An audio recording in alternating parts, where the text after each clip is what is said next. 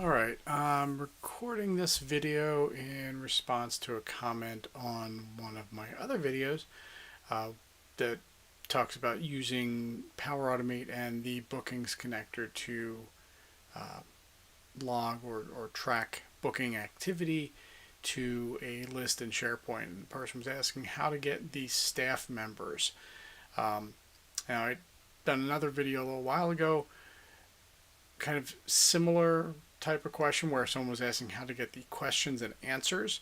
And I say it's similar because they both really focus on or rely on you understanding how to get data out of an array in Power Automate. So basically this is the flow that I have. I'm just going to run a test now to kind of show what we're working with.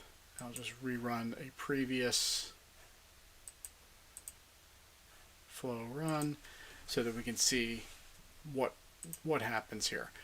Now in Power Automate, essentially you're working with data. The flow is getting data from a connector. In this case, it's getting it from the bookings connector, and that data is structured in certain ways. So when I open up the trigger here and we look at the raw outputs, you can look at it over here, but I find it much easier to kind of digest, believe it or not, looking at it in this format. It's at least color coded, makes things a little more readable in my mind. So don't worry about the header section. That's sort of the transactional records. You don't need any of that. But in the body, so this is essentially all of the data that the bookings connector is returning or sending into the flow. So this is data you can use. So in that previous video, the data that the person wanted was in the custom questions and answers property. Now, these properties can be string values, they can be number values. In this case, it's an array value. We know it's an array by virtue of this square bracket. So essentially, array, whenever you see a square bracket in this context, it means that what's between those square brackets, this one and the closing square bracket, which is down here, basically all of this is an array. In this case, it's the array of custom questions and answers. If I scroll down and we look for the staff property, so we can see duration, end time, blah, blah, blah, all this. Here we go, staff members.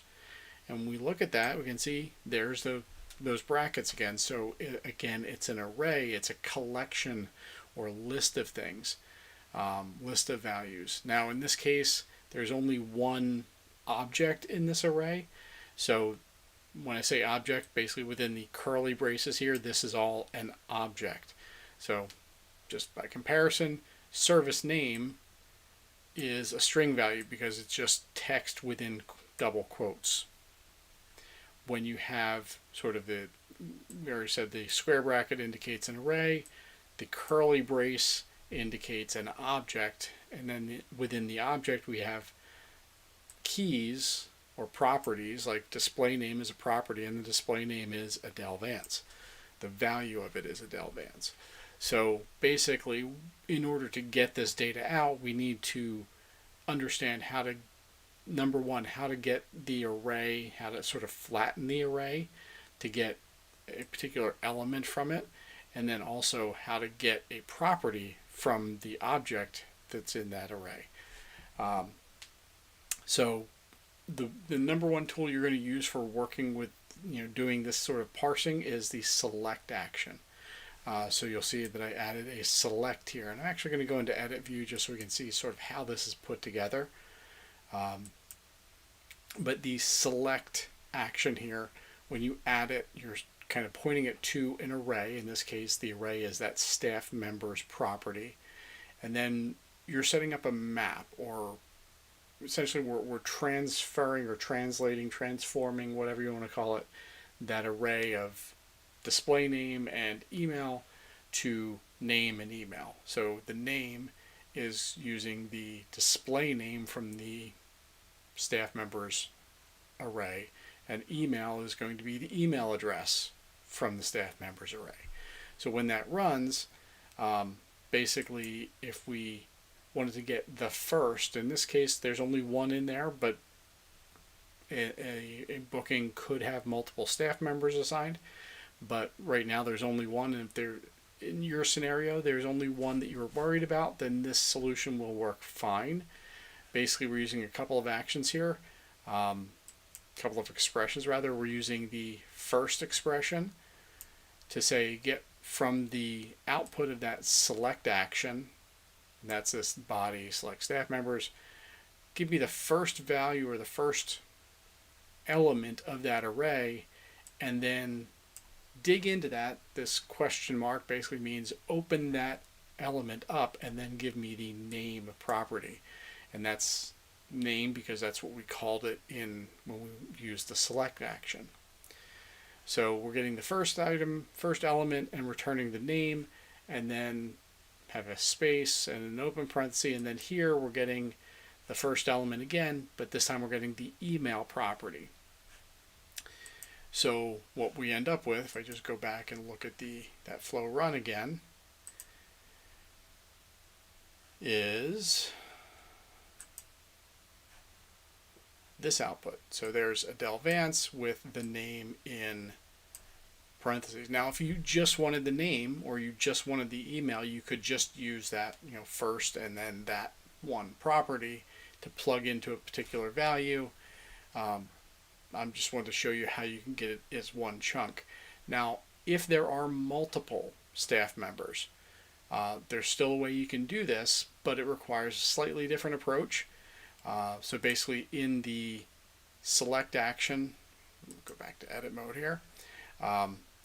In the select action for this, to get multiple. So if we knew that there could be maybe some of your bookings will have multiple staff members associated, some will only have singles, but this will kind of cover both scenarios.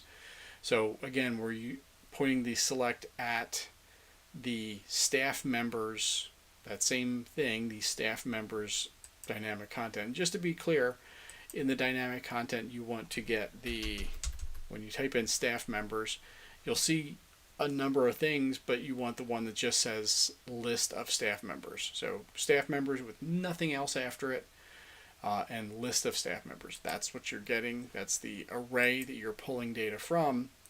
And then rather than using let me just get rid of that.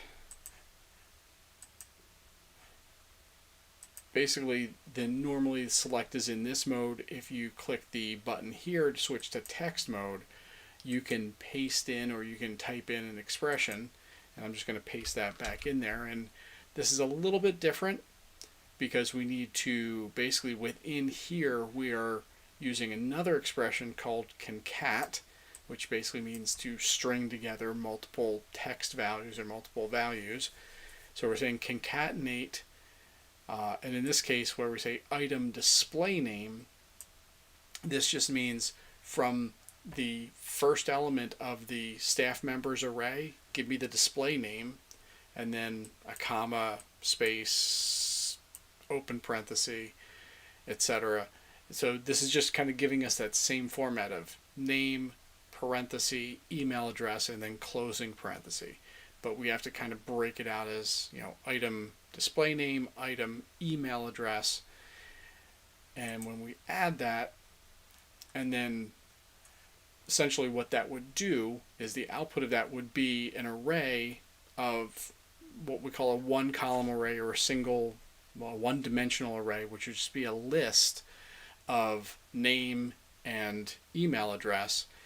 Then what you can do is, again, I set this up in another compose action just for demonstrations, but we use an expression called join that would say take the output of that select action, and just remember within the select action we're gluing together those pieces, those properties.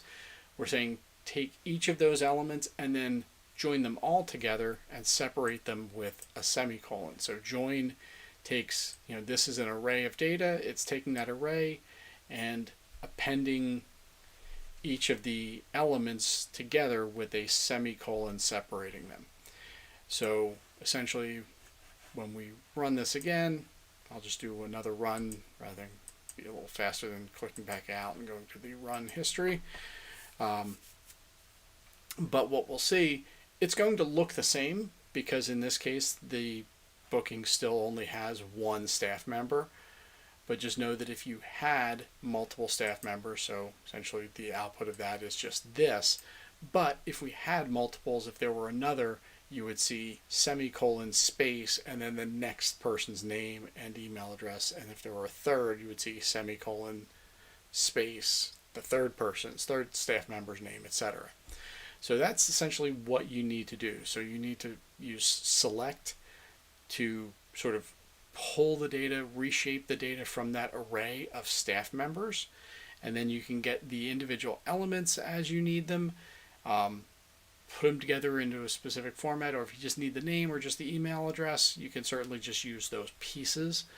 Now, if you want to make it a little more robust and future-proof, or make sure that it can handle those scenarios down the road where you might have multiple staff members assigned to a single booking, then you want to basically use this other method where you're concatenating that data within the select action and then joining those returned, the elements that are returned in whatever format.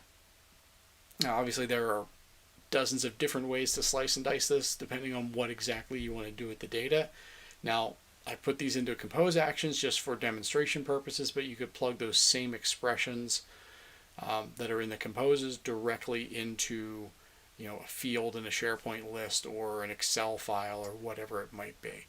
So hopefully that makes sense. Hopefully it helps you understand how to how that data is structured, then how to parse it out to get the pieces that you need. If you have any questions, throw them in the comments down below, and have a great day.